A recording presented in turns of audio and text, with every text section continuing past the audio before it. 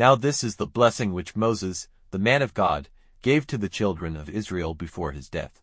He said, The Lord came from Sinai, dawning on them from Seir, shining out from Mount Paran.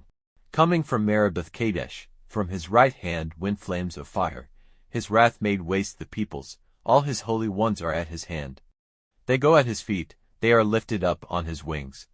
Moses gave us a law, a heritage for the people of Jacob.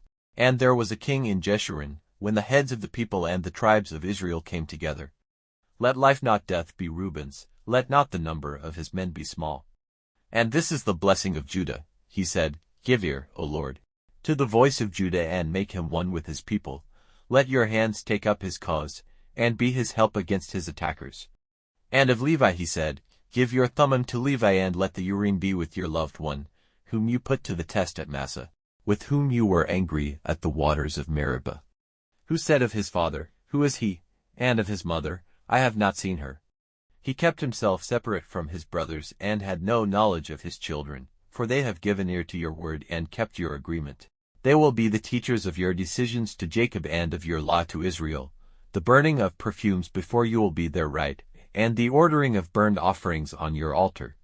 Let your blessing, O Lord, be on his substance. May the work of his hands be pleasing to you. May those who take up arms against him and all who have hate for him be wounded through the heart, never to be lifted up again. And of Benjamin he said, Benjamin is the loved one of the Lord. He will be kept safe at all times. He will be covered by the Most High, resting between his arms. And of Joseph he said, Let the blessing of the Lord be on his land. For the good things of heaven on high, and the deep waters flowing under the earth, and the good things of the fruits of the sun, and the good things of the growth of the moons, and the chief things of the oldest mountains, and the good things of the eternal hills, the good things of the earth and all its wealth, the good pleasure of him who was seen in the burning tree. May they come on the head of Joseph, on the head of him, who was prince among his brothers. He is a young ox, glory is his horns are the horns of the mountain ox, with which all peoples will be wounded.